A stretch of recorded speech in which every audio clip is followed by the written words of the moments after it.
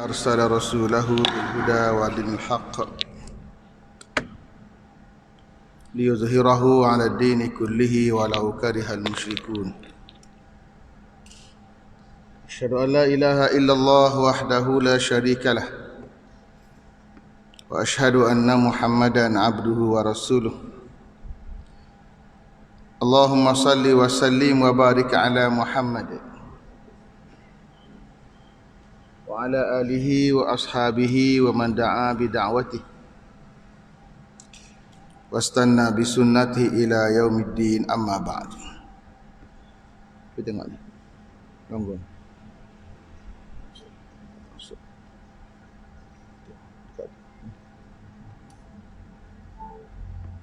فقال تعالى: قال رب اشرح لي صدري ويسر لي أمري واحلل عقدة من لساني يفقهوا قولي. قالوا سبحانك لا علم لنا إلا ما علمتنا إنك أنت العليم الحكيم ولا حول ولا قوة إلا بالله العلي العظيم. Muslimin dan muslimat, hadirat yang dirahmati Allah, kita menyambung tafsiran bagi surah Al-An'am ayat 93. Surah Al-An'am ayat 93. A'udzu billahi minasyaitonir rajim. Wa man azlamu mimman iftara 'ala Allahi kadhiba aw qala uhiya ilayya wa lam yuha ilayhi syai'. Wa man qala sa'unzilu misla ma anzala Allah sa'anzilu ma wa man qala sa'anzilu misla ma anzala Allah walau tara idh zalimu fi ghamaratil maut walau tara idh zalimuna fi ghamaratil maut wal malaikatu basitu aydihim akhriju anfusakum al-yawma tujzauna 'adzabal huni bima kuntum taquluna 'ala Allahi ghairal haqq wa kuntum an ayatihi tastakbirun. Wa laqad ji'tumuna furada kama khalaqnakum awwala marrah wa taraktum ma khawwalnakum wara'a zuhurikum wa ma nara ma'akum syufa'akum alladhina za'amtum annahum fiikum syuraka laqad taqatta'a bainakum wa dhalla ankum ma kuntum taz'umun. Sadaqallahul azim. Maksudnya, dan siapakah yang lebih zalim berbanding orang-orang yang mereka-reka berdusta terhadap Allah, atau orang yang berkata telah diberi wahyu kepadaku padahal tak diberikan sesuatu wahyu pun kepadanya, dan orang yang berkata aku akan menurunkan seperti apa yang diturunkan oleh Allah. Dan sekiranya engkau melihat ketika orang-orang yang zalim itu dalam penderitaan maut, sedang para malaikat pula menghulurkan tangan mereka sambil berkata, keluarkanlah nyawa kamu dari tubuh kamu sendiri, dan pada hari ini kamu dibalas dengan azab seksa yang menghina disebabkan apa yang telah kamu katakan terhadap Allah dengan tidak benar, dan kamu pula terhadap ayat keterangannya sombong lagi takabur. Dan demi sesungguhnya kamu tetap datang kepada kami pada hari kiamat dalam keadaan bersendirian, sebagaimana kami jadikan kamu pada mulanya, dan kamu tinggalkan di belakang kamu apa yang telah kami kurniakan kepada kamu, dan kami tidak melihat beserta kamu penolong-penolong yang kamu anggap dan sifatkan bahawa mereka itu sekutu-sekutu Allah dalam kalangan kamu. Demi sesungguhnya telah putuslah perhubungan antara kamu dengan mereka, dan hilang lenyaplah daripada kamu apa yang dulu kamu anggap dan sifatkan memberi faedah dan juga manfaat. Sadaqallahul azim. Ayat 93 dan juga 94 surah Al-An'am. Muslimin muslimat yang dirahmati Allah Subhanahu wa taala sekalian, Dalam kuliah yang lalu saya baca ayat yang menjelaskan tentang sifat Al-Quran yang diturunkan oleh Allah Subhanahu wa taala kepada Nabi kita Muhammad sallallahu alaihi wasallam. Al-Quran itu Allah turunkan mengandungi pelbagai keberkatan dengan pelbagai manfaat ilmu untuk umat manusia, dan juga mengesahkan perkabaran yang dibawa oleh nabi-nabi sebelum Nabi kita Muhammad sallallahu alaihi wasallam.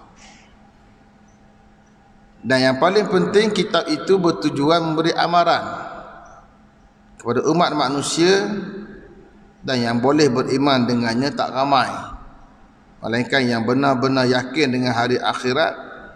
Dan sifat mereka yang menerima Al-Quran itu adalah mereka yang sentiasa menjaga ibadat salat. Itu yang kita baca dalam ayat 92. Dan ayat seterusnya pada hari ini kita baca, Allah Ta'ala menceritakan pula kepada kita tentang dakwaan manusia.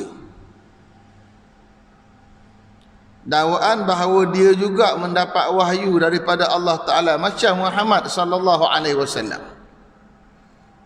Bahkan lebih jauh, dia pula mendakwa dia boleh turunkan ayat Al-Quran macam Al-Quran pada manusia, macam Tuhan. Itu dakwaan. Dan dakwaan yang dibuat oleh mereka itu, Allah peringatkan bahawa nanti akan terasa seksanya di kala mana datang malaikat maut mengambil nyawa manusia pada ketika itu. Ketahuilah wahai saudara, mereka-reka cerita dusta tentang sesuatu itu zalim, apatah lagi cerita dusta terhadap seseorang.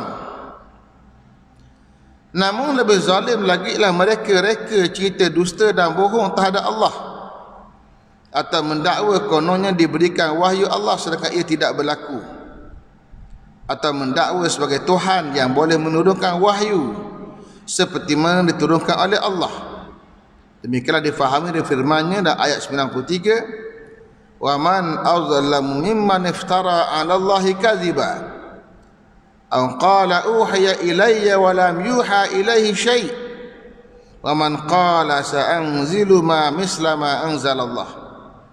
Dan siapakah yang lebih zalim berbanding orang yang mereka-reka berdusta terhadap Allah, atau orang yang berkata telah diberi wahyu kepadaku padahal tidak diberikan sesuatu wahyu pun kepadanya, dan orang yang berkata aku akan menurunkan seperti apa yang diturunkan oleh Allah. Allah Ta'ala menyebut tentang orang yang zalim. Apa makna orang zalim? Zalim letak sesuatu bukan pada tempat dia, itu zalim. Kalau kopiah tempat letaknya kepala, letak dekat kepala lutut, itu zalim. Kalau selipar tempatnya di kaki, letak atas kepala, itu zalim. Zalim letak sesuatu tak kena pada tempat. Lawannya ialah adil. Adil maknanya seimbang. Letak sesuatu kena pada tempat, itu adil.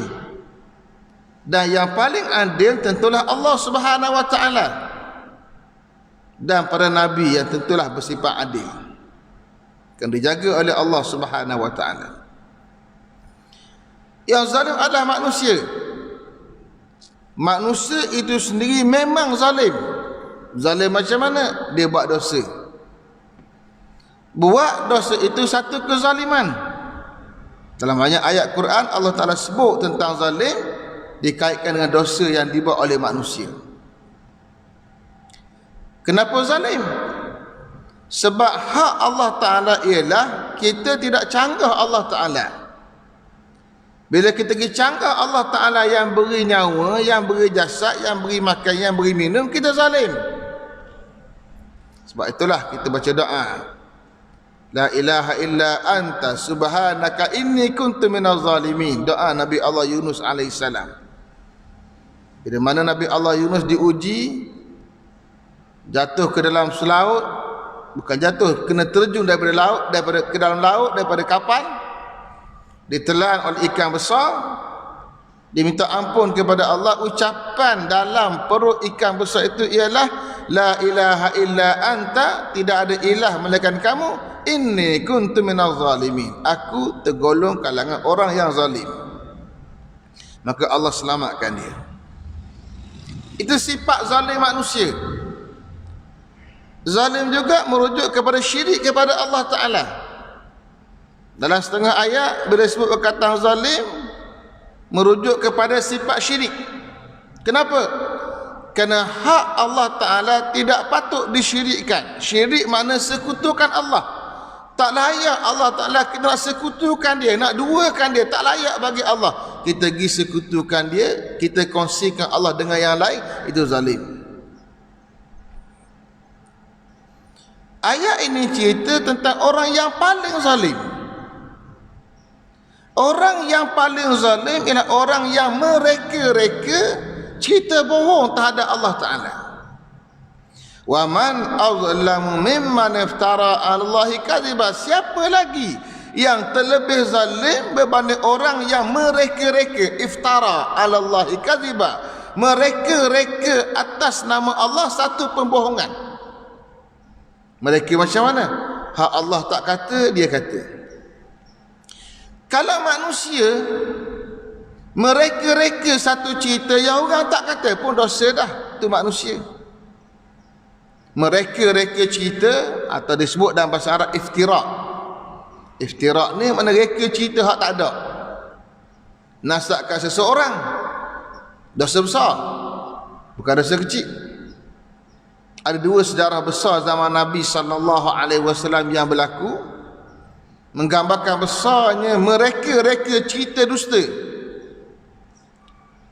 Satu cerita sahabat yang Nabi hantar dia jumpa satu kaum untuk bagi amaran kat mereka, bagi dakwah dan kutip zakat sekali. Bila orang kampung dengar datang pada sahabat Nabi, mereka keluar beramai-ramai nak sambut sahabat Nabi. Sahabat Nabi yang takut tengok ramai orang keluar, dia lari, dia balik ke Madinah. Dia cerita kat Nabi, dia kata, ya Rasulullah, aku pergi ke tempat itu seperti arahan kamu. Mereka keluar nak tangkap aku. Dia reka cerita tangkap pada sangkaan dia saja. Mereka itu keluar nak sambut sahabat Nabi mari.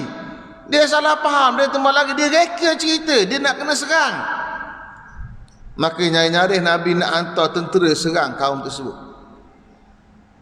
Hingga akhirnya datang orang kampung, mari mana cerita hak sebenar. Maka Allah turunkan ayat, in ja'akum fasikum binaba'in fatabayyanu. Jika datang pada kamu seorang yang fasik membawa berita, fatabayyanu, ambil dulu penyelidikan, jangan terus dengar. Datang seorang buat berita, selidik dulu. Apatah lagi orang itu fasik, lebih aula kena selidik. Fatabayanu, kenapa? Antusibu qauman bijahalah, bimbang nanti kamu timpakan pada satu kaum dengan sebab kesilapan, kefahaman, sebab jahalah, sebab tak tahu apa. Sebab tak ada maklumat, kamu telah menyebabkan satu kaum, bukan seorang, satu kaum boleh ditimpa musibah. Musibah apa? Musibah kena serang. Itu bahaya reka cerita. Zaman hari ini, zaman internet, zaman WhatsApp, zaman Facebook, lambat jumpa satu cerita pun kita pergi cyber, sama naik dengan orang hak reka cerita. Bila kena ugut nak sama, baru minta maaf beradab. Ada seorang sahabat saya, dia sama seorang yang buat cerita lagu ni. Dia menang 50,000 semalam. Terkencing lah, kena 50,000, bankrupt lah. Saya bawa cerita. Itu pertama zaman Nabi. Itu berlaku pada seorang sahabat yang kena kat keluarga Nabi sendiri. Dan Nabi pergi perang bersamanya Aisyah radhiyallahu taala anha. Sampai tengah jalan balik perang berehat, Aisyah keluar dari sekedup dia, pergi kencing, ditemani oleh khadimah dia. Masuk semula ke khemah, ke sekedup dia. Sekedup ni yang kotak di atas unta tu lah. Dia terperasan dia hilang satu barangan milik dia, loket. Dia keluar pergi cari, orang tak perasan dia keluar. Rombongan Nabi terus berjalan, tertinggal kawan ni, tak sedar sampai ke Madinah. Ada seorang sahabat Nabi sallallahu alaihi wasallam yang tertinggal sekejap ke belakang, ternampak Aisyah tengah jalan. Dia pergi dekat Aisyah, dia tarik unta dia turunkan unta dia ke bawah, isyaratkan Aisyah suruh naik. Aisyah pun naik, terus eret unta sampai masuk Madinah, sepatah habuk tak bercakap dengan Aisyah. Sampai di Madinah orang buat cerita, takkanlah Aisyah dengan Safwan nama dia bin Mu'attal, dua-dua macam tu tak berlaku apa-apa. Dia guna ayat hing saja, ayat jolok, ayat provok. Disambut oleh orang Islam 3 orang. Yang buat cerita tu Abdullah bin Ubay bin Salul, kepala munafikin. Kepala munafikin ni dia jolok je, dia tak sebut direct, dia hing-hing saja. Sahabat Nabi orang baik disambut secara direct. Berlaku zina dah, dia kata. Tersebar maklumat 2 minggu geger Madinah. Aisyah tak sedar. Aisyah sampai Madinah, dia sakit, dia demam, dia tak sedar apa yang berlaku. Sedar-sedar lepas 2 minggu baru sedar orang duk perasan nama dia. Dia perasan Nabi pun dengan dia agak tidak macam biasa. Dia minta izin balik rumah ayah dia bakar balik. Nabi tanya sahabat, apa pandangan kamu tak ada Aisyah? Orang ni kata begini. Akhirnya cerita pendek, Allah turunkan ayat bersihkan nama Aisyah.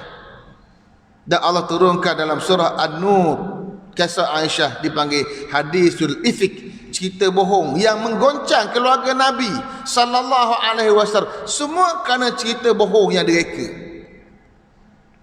Kita hari lagi mudah reka satu status WhatsApp, orang tulis je, dia pakai 3-4 nombor, dia buat konon cakap, dia print screen, dia pun sebar grup WhatsApp. Betul ke ni?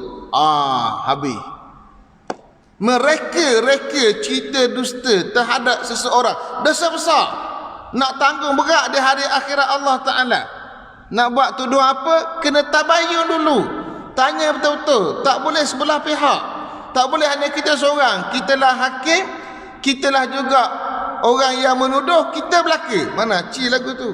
Penyiasat pun kita, hakim pun kita, penuduh pun kita. Masuk mahkamah, dialah tukar tuduh, dialah tukar siasat, dialah hakim. Tak lagu tu? Mereka cerita dusta menggunakan nama orang, dosa besar. Yang ni lagi besar, reka cerita dusta terhadap Allah Ta'ala. Apa hak dia ke? Dia kata Allah Ta'ala turunkan wahyu kat diri dia. Bila Allah turunkan wahyu, maknanya dia Nabi. Dia mendakwa diri dia Nabi. Bohong. Wujudnya orang yang mengaku Nabi ni berlaku sepanjang zaman. Berlaku di zaman kita, daripada zaman Nabi kita sampai ke zaman kita. Dan berlaku sebelum zaman Nabi kita pun ada orang mendakwa Nabi. Mendakwa Allah turunkan wahyu, dan berat lagi bukan setakat dakwa Allah turun wahyu kat dia, dia sendiri pun boleh turun wahyu. Au qala uhiya ilayya wa lam yuha ilaihi syai'. Dia kata diberi wahyu pada aku sedangkan tak diberikan sikit pun wahyu. Atau wa man qala sa'anzilu ma misla ma anzalallah. Atau dia kata aku akan turunkan sama macam Allah turunkan wahyu jadi Tuhan. Dalam bab hadis Nabi, man kadzaba alayya muta'ammidan, siapa yang berbohong atas nama aku, Nabi kata secara sengaja, dia reka hadis Nabi, hadis palsu, falyatabawa maq'adahu minan nar, sedialah untuk dia tempat di neraka Allah Ta'ala. Dosa apa? Dosa mereka atas nama Nabi. Maka para alim ulama bersihkan hadis-hadis. Hak ni hadis palsu, bukan Nabi cakap. Yang ni hadis lemah. Ada lemah ni ada kebarangkalian lagi. Nabi cakap ni hadis hasan, ni hadis sahih. Hak palsu tak ada. mereka atas nama Nabi. Ambillah pengetahuan wahai saudara, Ibnu Katsir menukilkan daripada Ikrimah dan Qatadah bahawa ayat ini menceritakan tentang Musailamah Al-Kazzab yang mendakwa dirinya juga dilantik oleh Allah menjadi Nabi.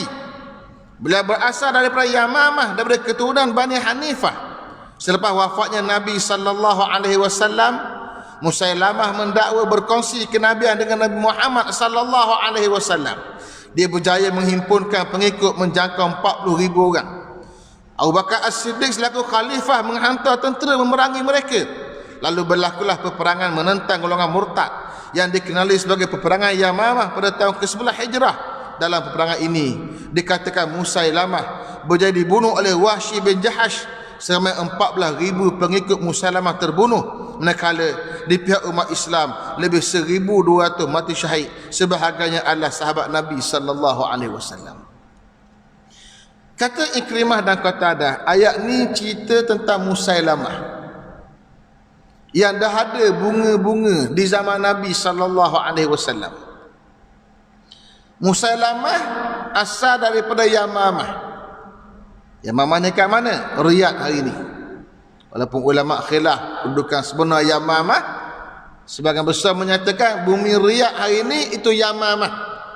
Riyadh belah mana? Belah timur Madinah. Riyadh. Yamamah diduduki antara oleh Banu Hanifah, dipanggil Hanafi. Mereka datang ke bumi Madinah beriman dengan Nabi SAW. Tapi Musailamah yang datang jumpa Nabi pun dah ada bunga-bunga. Dah ada bunga-bunga. Mendakwa dia ni macam Nabi juga, berkongsi wahyu dengan Nabi.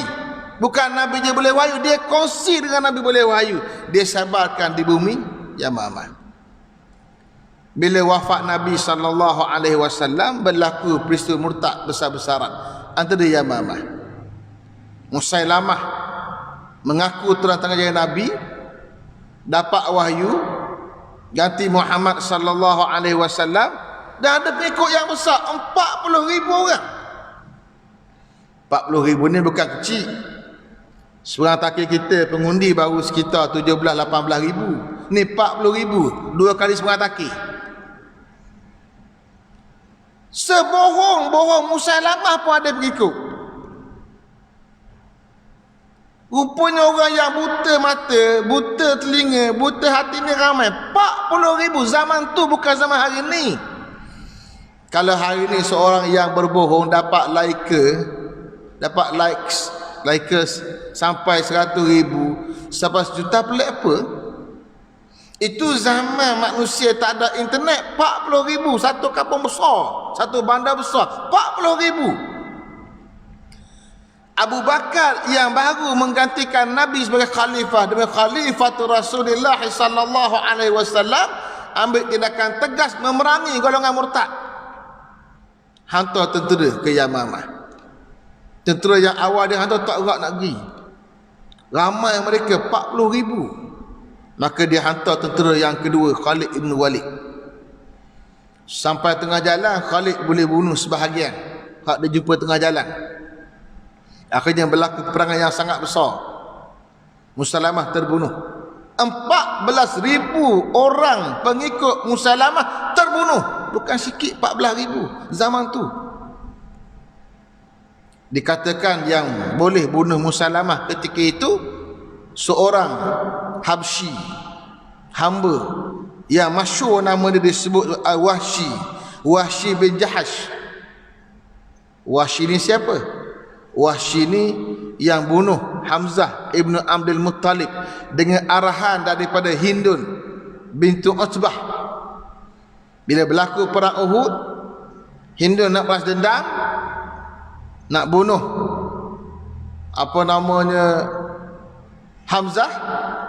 Hamzah terbunuh syahid di medan Uhud, dibunuh oleh Wahsy bin Jahash.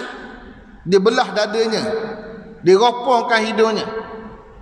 Orang yang khianat sebegitu kepada sahabat Nabi SAW, akhir dia masuk Islam.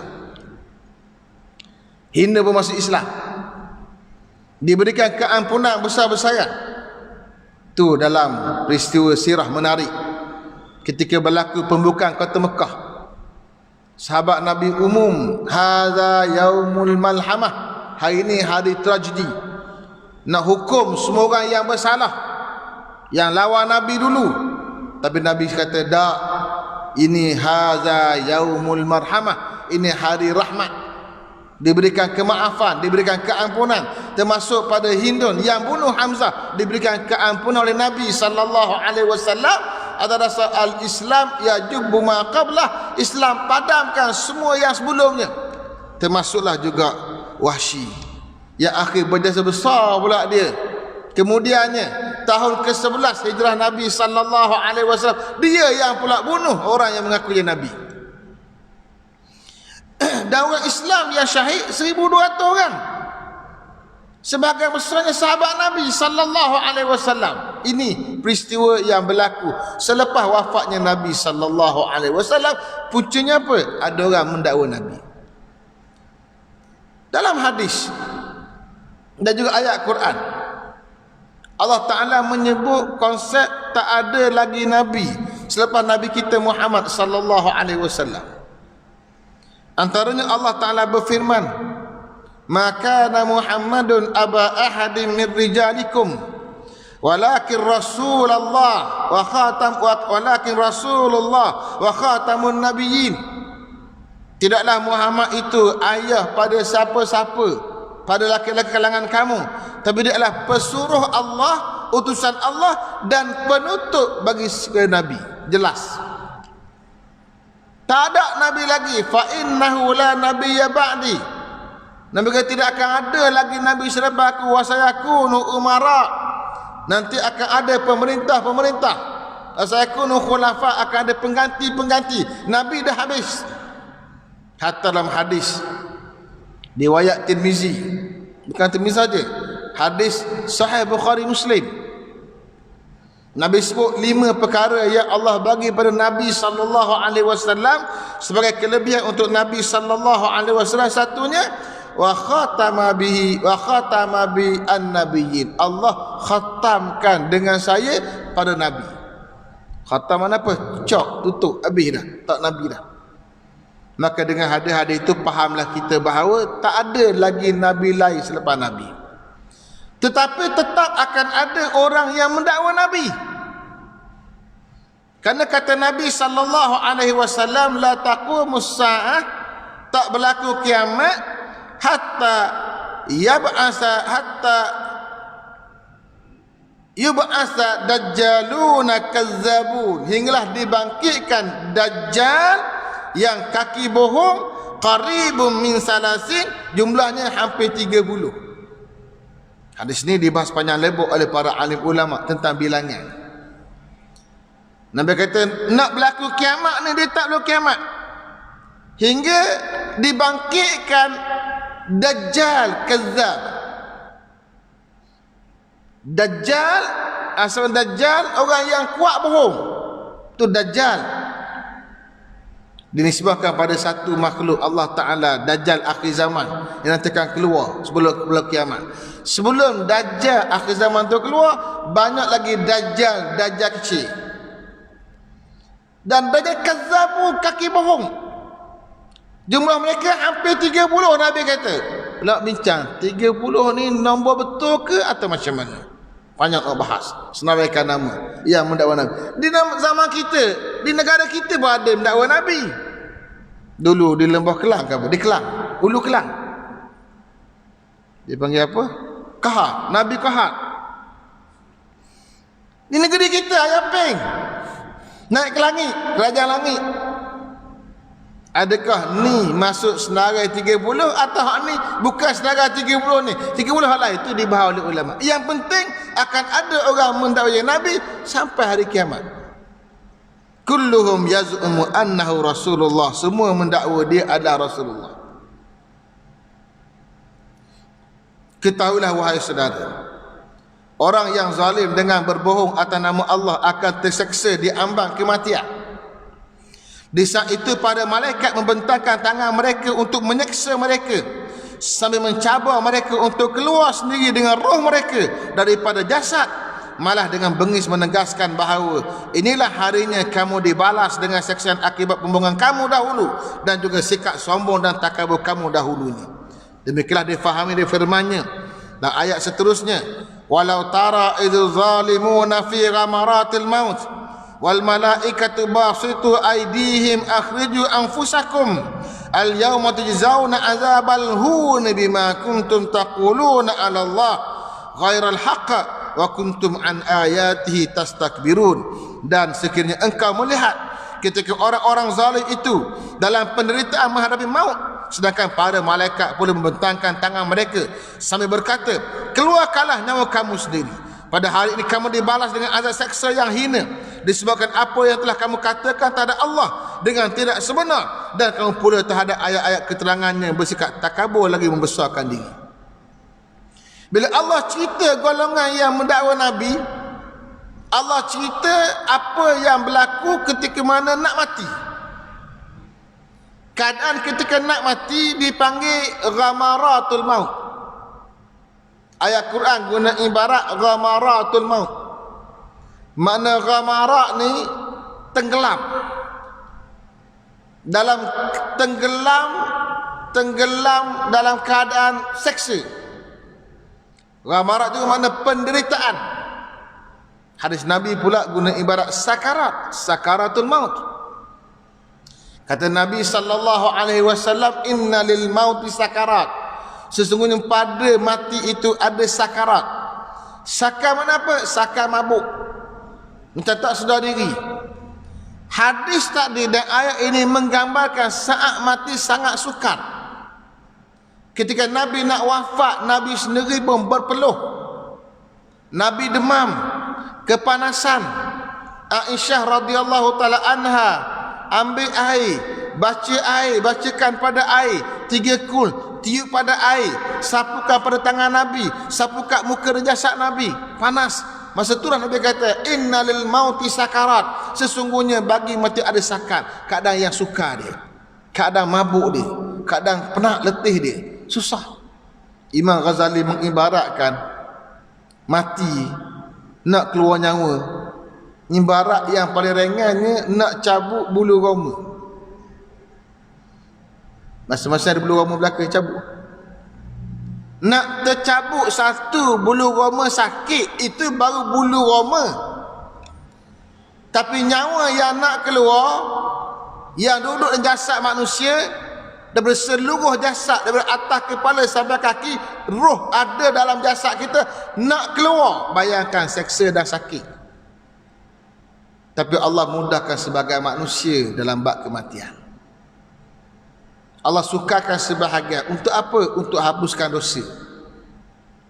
Dalam banyak hadis Nabi gambarkan kesukaran dan sakit ketika mati untuk hapus dosa, agar tak berbaki lagi dosa dia dengan Allah Ta'ala. Dan masa yang sama, bagi orang yang zalim kepada Allah Ta'ala, inilah masa Allah bercerita macam mana seksa kematian. Datang malaikat maut nak ambil nyawa, malaikat kata, kalau mu reti, mu keluarlah sendiri. Tak boleh keluar. Nyawa ni direnggut, diberi nazak. Kita sebut nazak lah bahasa Melayu kita, N-A-Z-A-K, hak asal Arab. Nazak, nun zai ain, nazak. Nazak mana cabut. Kita kata, oh nazak dah nak mati. Nazak tu makna cabut. Kalau kata cabut, orang ni sakit, cabut. Ketika nazak, nyawa diambil, direnggut oleh para malaikat, itu keadaan yang sangat sakit. Kata Allah, wal malaikatu basitu aidihim, malaikat hulurkan tangan. Cabar, keluar sendiri. Akhriju anfusakum, mu keluarkan diri kamu sekali boleh. Kalau kita keluar sendiri boleh, mana keluar cara mudah lah. Tak boleh. Akhir direnggut oleh para malaikat. Al-yaum, hari ni, hari kematian ni, tujzauna azabal huni, kamu dibalas dengan azab yang hina. Bima kuntum taquluna 'ala Allah, dengan sebab apa yang kamu kata terhadap Allah Taala ghairal haqqi, tanpa sebab yang sebenar. Wa kuntum, dan kamu dulu ketika di dunia, an ayatihi tastakbirun, sombong terhadap ayat-ayat Allah Subhanahu wa taala. Bila dah kena saksaan dekat nak mati, dah berakhir hidup, maka ayat peringatkan manusia jangan sombong ketika duduk atas muka bumi Allah Ta'ala, kerana mati itu dah sakit dah. Mati dipanggil kiamat sughra, kiamat kecil. Kiamat besar apa dia? Hancur dunia. Ketahuilah wahai saudara, manusia di padang mahsyar akan datang menghadap Allah secara bersendirian, sebagaimana awal kejadian mereka ketika kelahiran. Demikianlah difahami firman-Nya dan ayat seterusnya. Walaqad ji'tumuna furada kama khalaqnakum awwala marrah, dan demi sesungguhnya kamu tetap datang kepada kami dengan bersendirian sebagaimana kami jadikan kamu pada mulanya. Bila Allah cipta alam kematian, Allah cipta pula alam padang mahsyar. Di padang mahsyar nanti kata Allah, ji'tumuna furada, kamu datang jumpa kami seorang-seorang. Kama khalaqnakum awwala marrah, seperti mana kami cipta kamu dulu seorang-seorang kali pertama. Kita keluar sendiri dari perut ibu, duduk dalam perut ibu. Di hari akhirat manusia akan dihasyar. Hasyar ni makna apa? Hasyar ni orang yang dihalau untuk berkumpul di padang. Itu mana hasyar. Kalau kita panggil, semua orang masjid keluar pergi padang belaka, masjid nak terbakar, kita arah orang keluar tu pergi ke padang, panggil hasyar. Tempat berkumpul mahsyar, itu dia mahsyar. Manusia akan dihalau oleh Allah Ta'ala. Ada hadis menceritakan tentang akan keluar asap-asap yang menghalau manusia bergerak untuk berkumpul di satu tempat dipanggil mahsyar. Pergi ke tempat itu bersendirian. Kita kata bersendirian macam manakah ramai? Ya, ramai. Masing-masing bawa diri masing-masing. Tak cara kat orang dah. Ketika berlaku kiamat pun sama. Yauma yafirrul mar'u min akhi, hari di mana manusia lari daripada saudara dia, adik-beradik dia. Wa ummihi wa abi, tinggal mak dia, tinggal ayah dia. Wa sahibatihi, tinggal isteri dia hak dia sayang. Wa bani, tinggal habis anak-anak dia. Tu ketika berlaku kiamat, berlaku gempa bumi, pakat lari habis, tu kiamat. Padang mahsyar masing-masing bawa diri. Ketahuilah wahai saudara, segala harta benda yang dipinjamkan oleh Allah pasti ditinggalkan bila mati. Demikianlah difahami daripada firman-Nya dalam ayat seterusnya, wa taraktum ma khawwalnakum wara'a zuhurikum, dan kamu tinggalkan di belakang kamu apa yang telah kami kurniakan kepada kamu. Di hari akhirat tinggal habis belakang. Tinggal apa benda? Ma khawwalnakum, yang dulu kami bagi pinjam pada kamu, bagi pakai pada kamu, habis tinggal belakang. Datang di hari akhirat Allah kosong, body saja, baju tak ada, telanjang bogel. Hingga ada hadis menyebut ada isteri Nabi. Saya tak sebutlah nama siapa sebab dulu 3 hadis. Tanya. Dan hadis pula ada hadis yang lemah, ada hadis yang hasan. Tanya Nabi, dah kau tanya bogel belaka, masing-masing tengok kanan tengok kiri, malulah kitanya. Ya lal'ab, ada lemah sebut, malunya. Nabi kata, hari itu lebih dahsyat daripada apa yang kamu jangka. Dahsyat dengan maksud tak ada orang cara hawa lain. Setiap orang ada sya'nun yughni. Setiap orang ada urusan dia sendiri yang menyibukkan dia. Tak nak fikir orang dah. Hari ni kita yang mulut camek orang, sebab ada kerja banyak, kerja ada. Kosong, camek orang. Kalau kita sibuk dengan diri kita, tak nak fikir orang. Di hari akhirat semua fikir hak masing-masing. Apa nasib aku di hadapan Allah Ta'ala? Duk fikir buku, catatan amalan masing-masing. Tak ada fikir orang lain dah. Tak ada tengok kanan, kiri, hak tu bagai, tak ada tengok dah. Tak cara dah. Ni Allah kata, kamu nanti, kamu tinggal habis. Ambillah pengetahuan wahai saudara, segala harta benda bila mati pasti ditinggalkan. Hanya yang kekal yang apa yang disedekahkan, sebagaimana Nabi SAW bersabda dalam hadis sahih Muslim ketika membaca ayat alhaakumut takatsur, yaqulu ibnu adam mali mali, qala wa hal laka ya ibnu adam min malika illa ma akalta fa afnaita aw labista fa ablaita aw tasaddaqta fa amdaita. Maksudnya anak Adam sentiasa berkata, hartaku, hartaku, kata Nabi. Benarkah kamu memiliki wahai anak Adam daripada harta kamu, melainkan apa yang kamu telah makan lalu kamu binasakannya, atau apa yang kamu pakai lalu kamu menjadikannya buruk, atau apa yang kamu sedekahkan lalu kamu kekalkannya. Hadis cerita tentang manusia. Kata Nabi, manusia suka dakwa. Anak Adam akan sebut sama, mali mali, hartaku, hartaku, ni tanah aku, ni rumah aku, ni baju aku, ni kereta aku. Manusia mendakwa hak milik dia, berebut sakan, bak tanah berebut, bak piti mah berebut, mendakwa hak dia. Nabi diajar, tanya manusia, wa hal laka ya bena Adam, anak Adam, betul kamu ada harta? Illa ma akalta, atau yang mu ada tu hak mu pergi makan. Fa afnaita, lalu kamu hancurkan apa kamu makan. Hak kita makan masuk mulut, masuk jasad, jadi sebagai daging. Hak tu hak kita, milik kita, jasad kita. Au ma labista fa ablaita, hak mu sepak pakai. Sepak pakai di badan, buruk di badan, tu hak kita. Hak dalam almari banyak-banyak bukan hak kita. Nanti hak orang lelaki. Au ma tasaddaqta, atau yang kamu beri sedekah, hak ni fa amdaita, hak ni yang kamu kekalkan, berlalu kekal di hari akhirat Allah Ta'ala. Baju ada, sedekah kat orang. Duit ada, sedekah kat orang. Harta ada, sedekah kat orang. Hak tu kekal. Hak tak kekal mana? Hak kita bawa sampai ke mati, tu tak kekal. Kenapa? Jadi pusaka.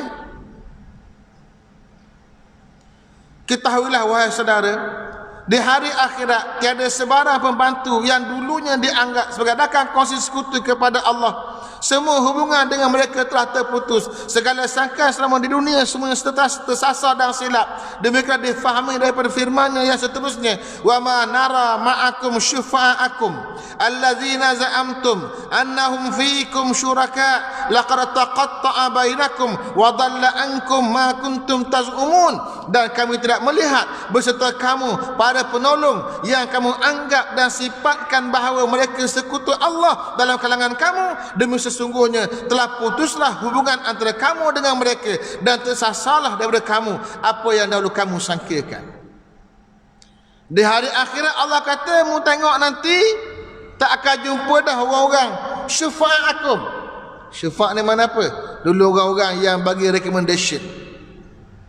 Hari ni kita nak minta kerja, minta recommendation daripada yang berhormat.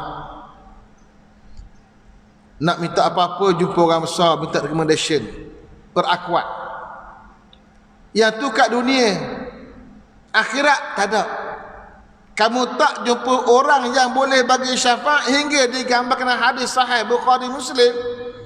Di hari kiamat, sebelum berlaku hisab, manusia jumpa Nabi-Nabi, jumpa Adam, minta syafaat, minta recommendation. Segerakah hisab? Lama sangat tunggu, tak larat.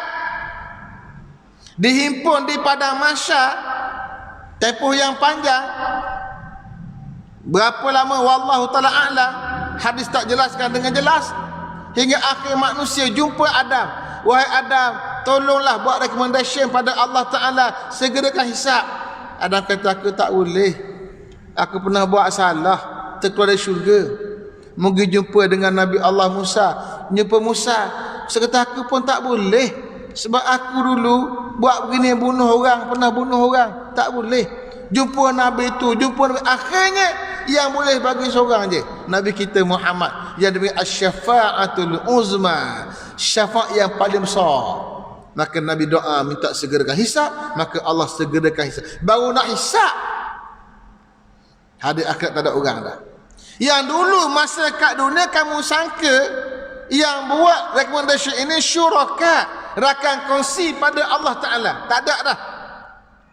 Laqad taqatta'a bainakum, terputus hubungan dengan manusia lain, termasuklah dengan pemimpin-pemimpin.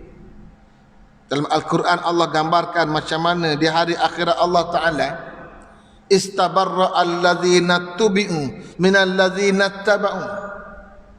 Hari pada mahsyar ni hari di mana tak kala mana orang yang diikut berlepas diri daripada orang yang mengikut. Kalau kita pemimpin, kita ada pengikut ramai kat belakang kita. Pengikut bergantung pada pemimpin dia betul dan salah. Pada hari akhirat pemimpin ni angkat tangan minta maaf lah, hamba tak ada pengikut dah, berlepas diri. Itu di hari akhirat Allah. Mereka pengikut yang mengikut atas rasa kebenaran, itu yang selamat. Tak ada hubungan apa, semua berlepas diri beliau. Kenapa? Pada hari itu manusia berada dalam keadaan yang sangat sukar.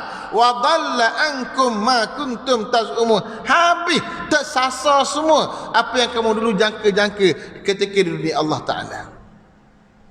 Ayat-ayat beginilah tuan-tuan memperingatkan kita bahawa tempat pergantungan kita satu je, Allah Ta'ala, bukan manusia. Wallahu ta'ala alam. Kita sambung lagi dan sila akan datang. Tengok hadis Nabi sallallahu alaihi wasallam, Riyadhus Salihin min kalami Sayyidil Mursalin. Kita masih lagi dalam bab birrul walidain wa silatul arham.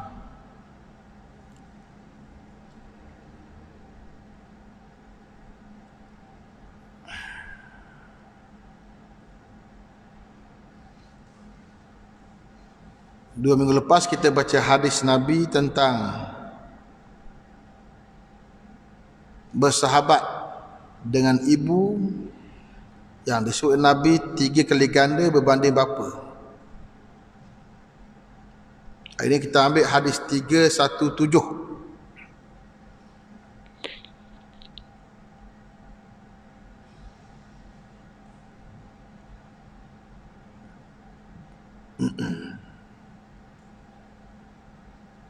Wa an Abi Hurairah radhiyallahu taala anhu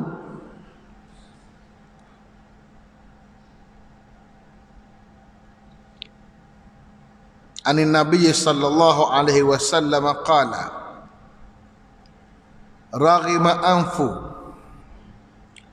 summa raghima anfu summa raghima anfu man adraka abawaihi indal kibri ahaduhuma aw kilahuma falam yadkhulul jannata. Rawahu Muslim. Rugilah. Kemudian rugilah orang yang sempat bersama dua ibu dan bapa di kala tua, salah seorang antara keduanya atau kedua-duanya sekali, lalu dia sendiri tidak masuk syurga. Hadis riwayat Muslim. Apa maksud hadis? Nabi gambarkan kepada kita orang yang sempat bertemu mak ayah ketika mak ayah tua. Ada orang mak ayah dia mati muda, di umur belasan, dia belum balik lagi, ayah dah mati, mak dah mati. Satu keadaan. Keadaan kedua, kita dah tua juga, mak ayah tak mati lagi. Kita umur 40, mak umur 60, kita umur 50, mak umur 70, kita umur 60, mak umur 80, kita umur 80, mak umur 100. Dan makin tua seseorang, makin lemah kudratnya. Makin tua seseorang, makin tak larat kemampuannya. Duitnya pun dah tak ada.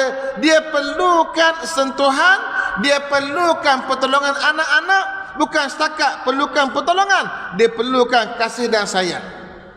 Perangai dia, makin dia tua, makin dia buat perangai hingga jadi macam kanak-kanak. Itu Allah gambarkan dalam Al-Quran. Yuraddu ila arzalil umur. Allah gambarkan orang tua sangat ni, yuraddu, dipulangkan ila arzalil umur, ke umur yang sangat lanjut, likaila ya'lamu min ba'di ilmin syai'a, agar dia tak tahu apa lagi lepas tu dia ada ilmu. Allah gambar orang nyanyok ni setahap, dulu dia ada ilmu, dia profesor, bila tua sangat umur 100 tahun dia nyanyok, ilmu hak ada hilang habis. Bila nyanyok balik semula macam ala kanak-kanak, dia akan buat perangai macam kita kanak-kanak dulu. Masa kita kanak-kanak, kita pun ada anak kita buat perangai, kita sabar. Tapi bila mak ayah buat perangai, boleh sabar tak? Ni Nabi kata rugi 3 kali. Nabi sebut raghima anfu. Raghima anfu ni banyak huraian oleh para alim ulama sebab dia kalimah majaz. Anfu ni hidung, raghima ni kena paksa hidung. Tak adalah terjemah macam tu, terjemahannya rugi, sengsara. Orang yang dia sempat dengan mak ayah dia masa mak ayah dia tua, tapi dia tak lagi syurga. Maknanya apa? Mak ayah ada, dia tak berbakti pada mak ayah dia. Sepatut dengan ada mak ayah, itulah peluang dia ke syurga. Mak tak boleh buat apa, duduk atas katil. Dia berbakti 3 tahun, 4 tahun, 5 tahun. Saya ada jumpa ramai orang di kawasan kita yang berhenti kerja sebab mak sakit. Mak ni kena cara dia pagi, petang, siang, malam. Bayangkan, dia terpaksa berhenti kerja jaga mak ayah sebab nak syurga, dia sanggup, dia ke syurga. Tapi yang tak nak ke syurga, dia biar mak ayah dia duduk seorang diri, mati sendiri. Kalau orang putih mati dengan anjing sebab tak ada anak-anak. Kita ada anak-anak ramai, 10 orang anak. Johor seorang, Perlis seorang, Kedah seorang, atur setiap negeri seorang. Tak ada seorang nak ambil dia. Hati lagu tu. Maka orang yang tak boleh masuk syurga, sedangkan Allah dah bagi peluang, ada mak ayah yang dia boleh berbakti, ni orang yang sangat rugi.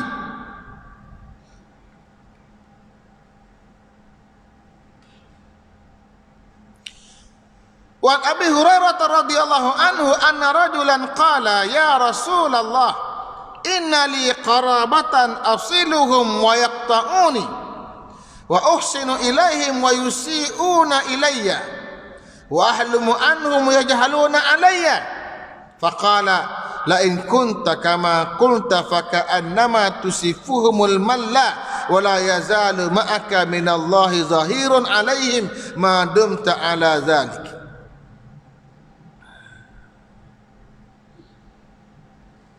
Daripada Abi Hurairah radhiyallahu anhu bahawa seorang laki-laki berkata, wahai Rasulullah, saya ada satu orang qarabah yang selalu saya sambung hubungan, saya ada qarabah yang saya sambung hubungan dengan mereka dan mereka putuskan hubungan dengan saya, dan saya buat elok pada mereka, mereka buat jahat pada saya, dan saya bersumpah dengan mereka, mereka buat jahat juga pada saya. Lalu kata Nabi SAW, sekiranya kamu seperti mana yang kamu kata, maka seolahnya kamu lontarkan pada mereka dengan abu yang panas, dan berkekalanlah bersama kamu daripada Allah Ta'ala seorang pembantu berhadapan dengan mereka selagi mana kamu atas keadaan tersebut. Abu Hurairah cerita, ada seorang jumpa Nabi, kata, ya Rasulullah, saya ni ramai kerabat, kaum kerabat. Kerabat ni bahasa Arab lah, qarabah, mana orang yang hampir. Kaum kerabat saya ni saya sambung sama, beri duit atau makanan, tanya khabar, telefon, WhatsApp, buat WhatsApp group, sambung sama. Tapi yaqta'una ni, mereka putuskan hubungan dengan saya sebelah pihak je. Saya je bersungguh. Wa ausinu ilaihim, aku buat molek kat dia orang, bagi tu bagi ni. Wa yusiuna ilayya, mereka balas dengan jahat. Saya pula ahlumu anhum, bersifat sompang santun, lemah lembut dengan mereka. Mereka kasar dengan saya. 10 tangan, 10 pihak. Dia mengadu kat Nabi. Apa kata Nabi? Kalau yang kamu cakap betul-betul berlaku, seolah kamu lontarkan pada mereka abu api yang panas. Itu kinayah diberikan Nabi SAW dengan maksud kamu cuba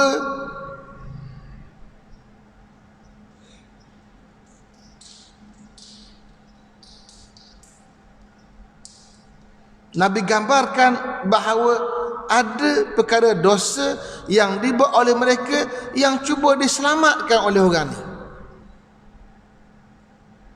Mereka buat jahat, tak nak sambung rahim, tak apa, kamu cuba selamatkan mereka dari dosa tersebut. Tapi kamu sendiri, kata Nabi, akan ada pembantu daripada Allah berhadapan kerana jahat mereka. Ini janji Nabi SAW. Memberi satu motivasi pada kita. Buatlah baik pada orang yang buat jahat pada kita. Penawar paling baik sabar. Sabar itu mendatangkan pertolongan Allah dengan hadir para malaikat yang tak sempat kita bercakap, orang lain tolong bercakap bagi pihak kita.